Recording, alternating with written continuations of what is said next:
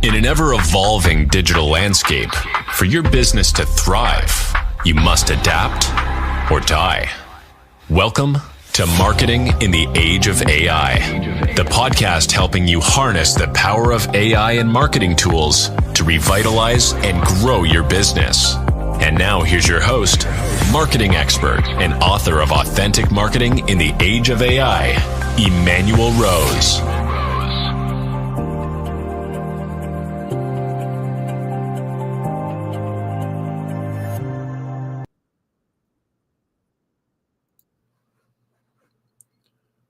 Welcome to this episode of Marketing in the Age of AI. Today we have a special guest, Sjofors, a renowned pricing strategist and best-selling author of The Price Whisperer. Pierre has been recognized as one of Inc. magazine's top 10 leaders, making a difference, and as a thought leader in leveraging AI for business growth, or at least looking at AI and seeing how it might help you with your business growth. With over 750 successful client engagements, he specializes in data-driven pricing strategies that significantly boost profitability and growth. In this episode, he will share his insights on how businesses can navigate the complexity of pricing in this AI landscape and how AI may or may not impact that. Thank you so much for taking some time to have a conversation with me. Oh, Emmanuel, it's a pleasure, of course, and I hope that the audience will learn something new, maybe, and benefit from our conversation. Well, I'm grateful for your time, and I think pricing is often overlooked in terms of optimal pricing. And sometimes I've seen it a lot where companies will approach pricing just on a cost of goods basis and lose track of outcome orientation that you're tracking. So just explain to me a little bit about the foundation of your philosophy around pricing. Well, first of all, and this is this is a marketing podcast, and we have to realize that pricing is one of the 4 P's of marketing, unbeknownst to many people. and we know that the all that you do, if think of the 4 P's as levers, right? If you push one of the 4 P's, the other 3 P's change. Sure. So you have to realize that pricing as part of the 4 P's of marketing is a lever, but unless the other 3 P's is focused on the same direction, it's going to fail. So and what I mean with that is that from a company's point of view, they have to know what a customer category or persona or avatar, whatever you're more comfortable calling it, will support more profitable prices at more and higher sales volume than other personas. So you can target your marketing correctly. You have to know how the features and functions and benefits of your product or service affects the customer's willingness to pay, and therefore your ability to set prices that are more profitable at higher sales volume. And you have to know what marketing channels and what marketing messages drives a higher willingness to pay at more profitable prices, and so forth. And the same goes for sales and monetization strategy and all. And that's because everything you do in a company actually affects the ability to price. And can I give you 2 examples? I would love a couple examples, and then I will ask you about a use case I had this morning talking to prospective client. Sounds good. This one company, it's they're in a very small industry, so I can't really describe them because um, it's a consumer goods. They only have like 6 competitors, and if any of the competitors hear me, they know exactly who I'm talking about. No problem. We want But confidentiality. anyway, it's a consumer goods company, and they came to us and they said, we tried to increase our prices 7 years ago, and it backfired badly. So we had to revert. Right. But now we really need to increase our prices. What do we do? Right. Well, we did our research, which is the kind of stuff that I do in my company. And we found that if they position themselves differently, if they use different marketing messages, Yep. there were plenty of room to increase in prices. And so they changed how they position themselves. They changed how the marketing messages they used. And in 1 week they changed the prices. Yeah.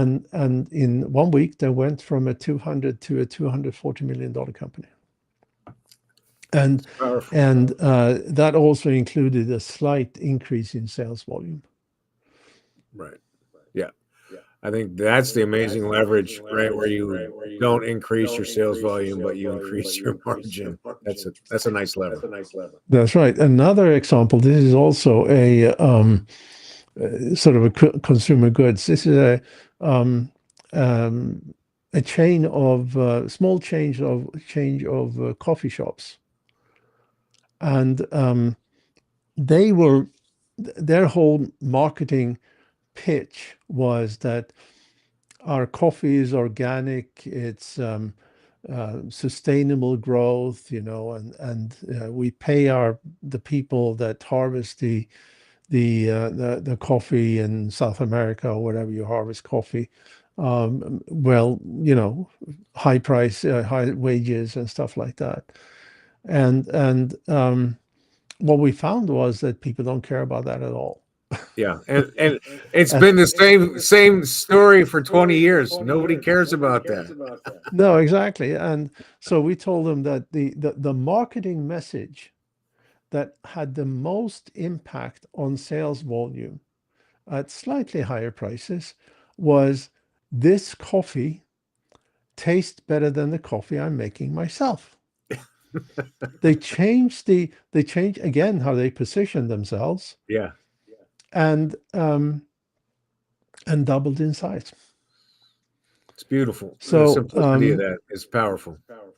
yeah, and this is how to by understanding, in both these cases, is about how understanding how the marketing affects willingness to pay and willingness to buy. There was no testing involved here, right? Yeah. Because you had the answer from day one. Right. No, it's beautiful. So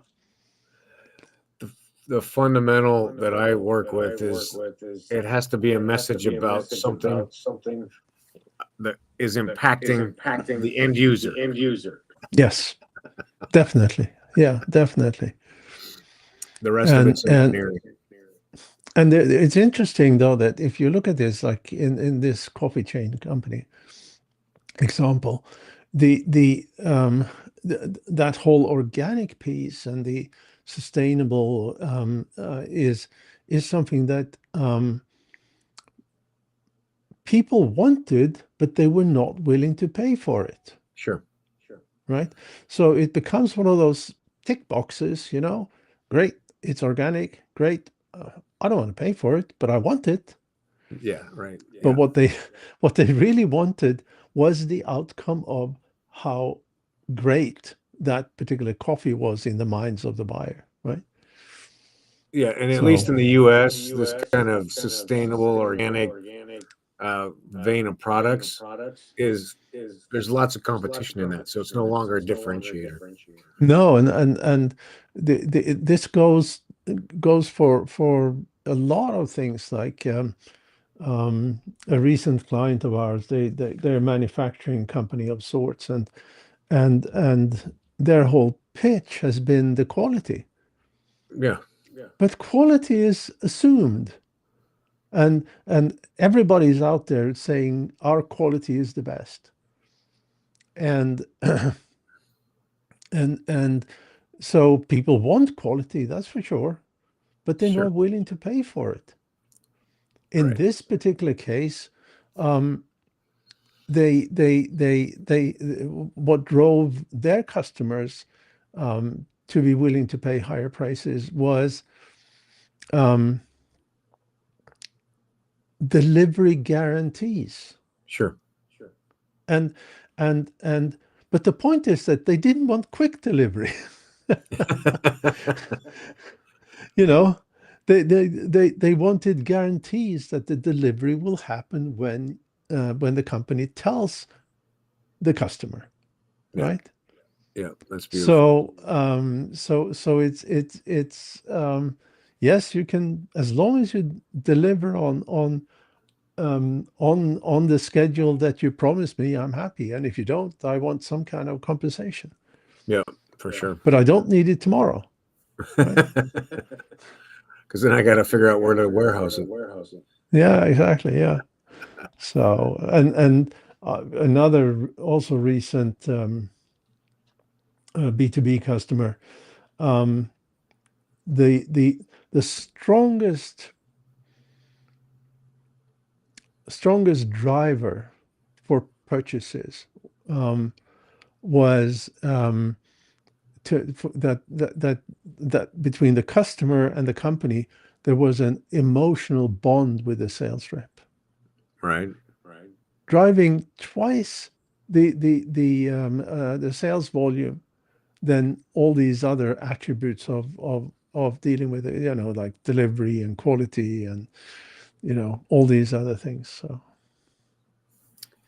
Yeah, that puts important. it puts the company in a tight position when it's your salespeople, because then in some ways they hold the customer.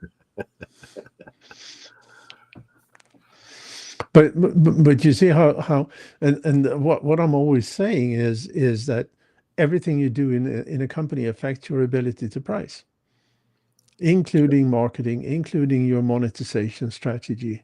I mean, imagine, I'll tell you a story from my company.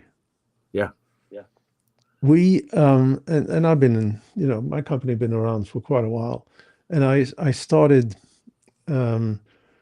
when I started it, I invited a guy and made him a minority shareholder, and he was supposed to do the sales.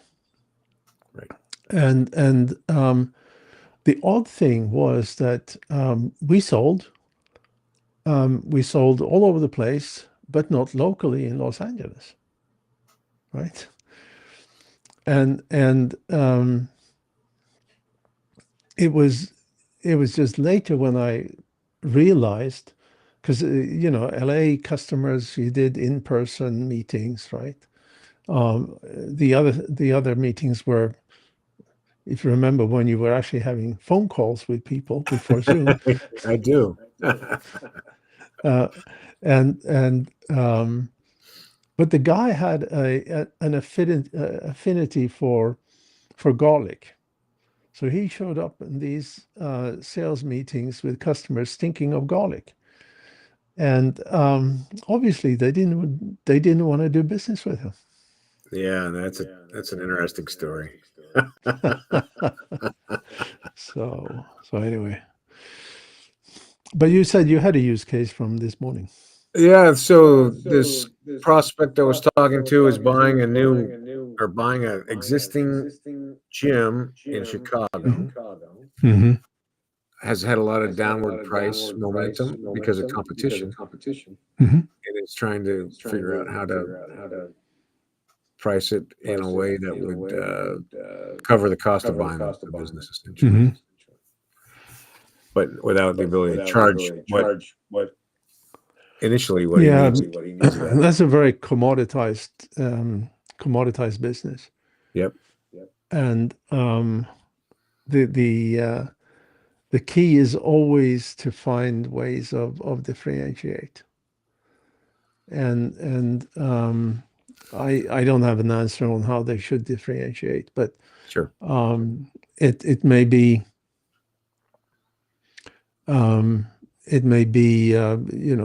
certain exercise programs that they can use, maybe different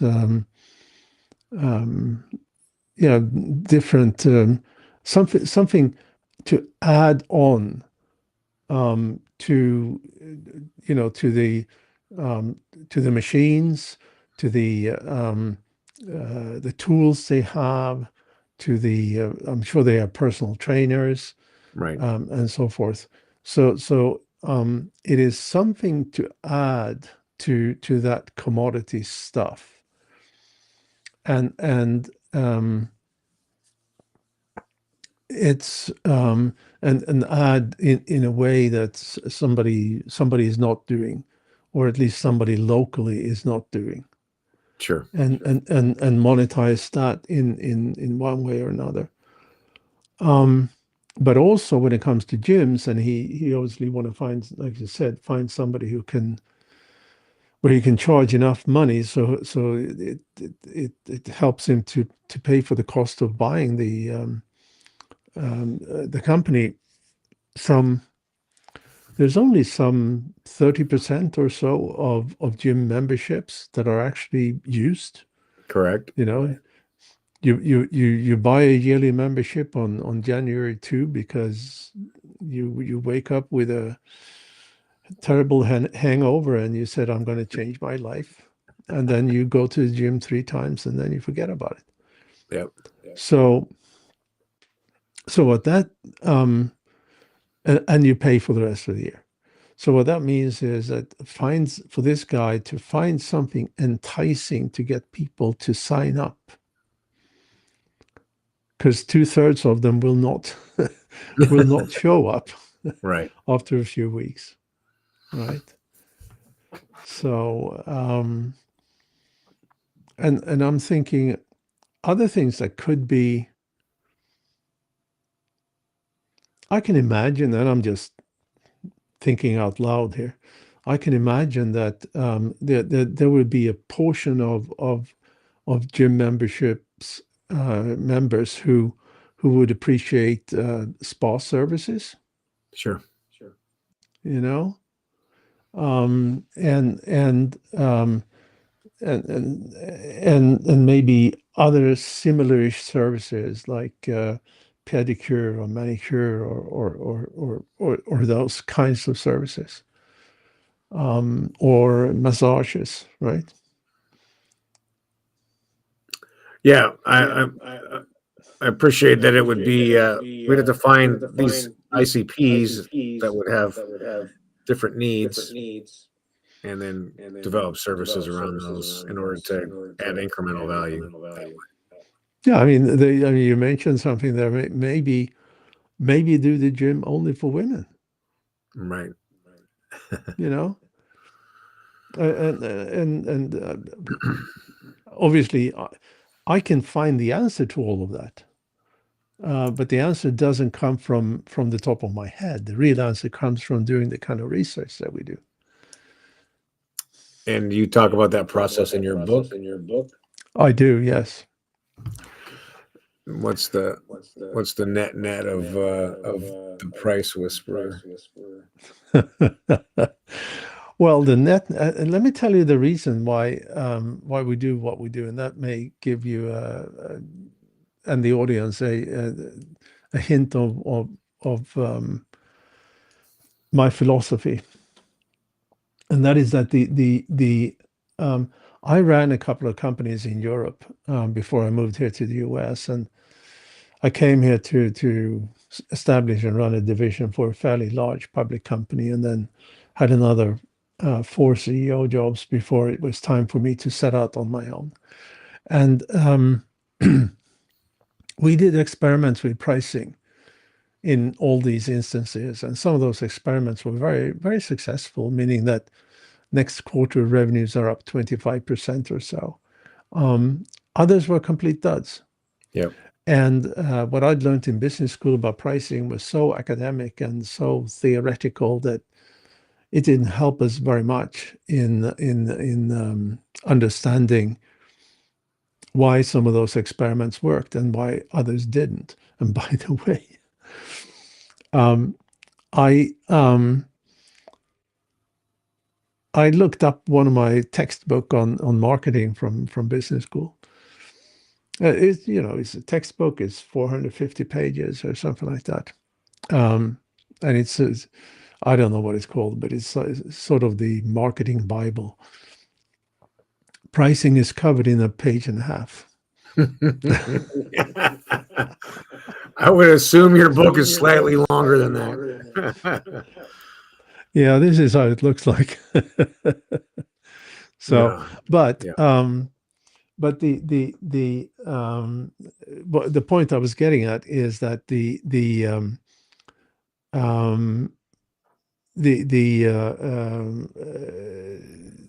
we did experiments in these companies, and some were very successful.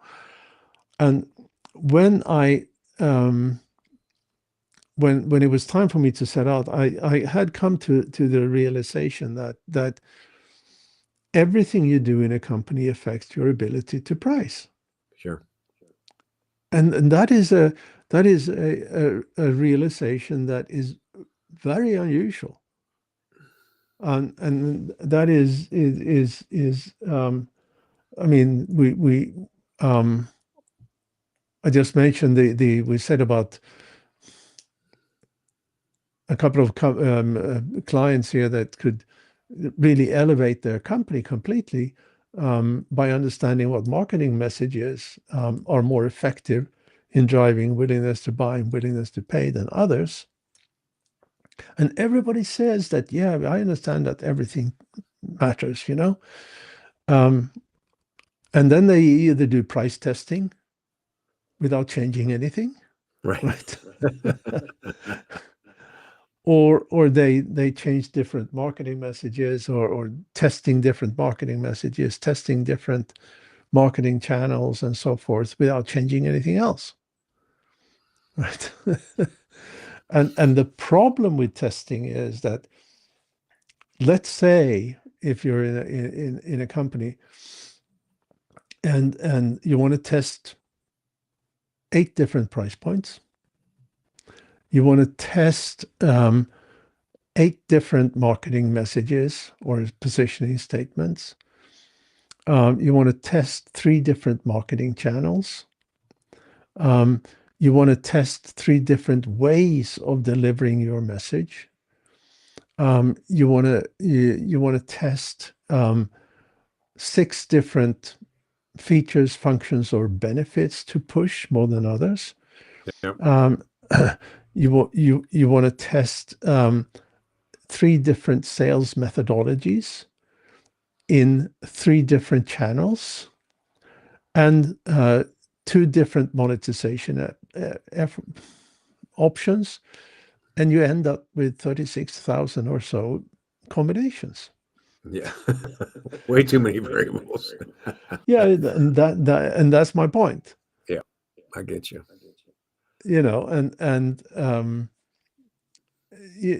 then obviously all of these tests needs to run for enough so that you can be confident that they have that they actually make a difference. And that's why testing doesn't work. And I talk to so many people, and they say, "Oh, we've done some testing and it was inconclusive." Yeah, right. It constantly is inconclusive. That's why you have to release the product and let the marketplace tell you. That's right. Or do the kind of research I do, and then ask the marketplace Yep. in ways that allow you to drill deeper into the buyer's mind and really understand what the buyer care about. So It's beautiful. I love it. How do people get in touch with you? They want to have a pricing conversation. well, you see and the audience see the price whisperer. That's really because I got a wacky name. Just Google the price whisperer and you'll find, obviously you'll find me, you'll find the book, you'll find my YouTube channel and all my writing, and I do a lot of that. So that's the easiest way. All right. Well, I appreciate your time this afternoon, and we don't even have to talk about AI. That's so beautiful. This is a fundamental part of marketing. Well, we didn't talk about AI, but I just a few notes on AI, and that is that unless you have a very strict rein on AI, it doesn't work. Right. Yeah, I love it. The net of this is that you've got to do this fundamental activity, and then you'll have an offer that will make sense for the marketplace. That's right. All right. Thank you so much for your time this afternoon. Well, Emmanuel, it was a pleasure to be on the show here, and I hope the audience got some nuggets of information they like. All right. Oh, I appreciate it. Thanks for your time. Have a great day. Thank you. Thanks. Bye-bye. Thanks for listening to Marketing in the Age of AI. Be sure to subscribe wherever you heard this podcast so you never miss a future episode. Your copy of Authentic Marketing in the Age of AI is available at Amazon.com or EmmanuelRose.com. You can also connect with Emmanuel on LinkedIn. Thanks again for listening, and we'll see you next time.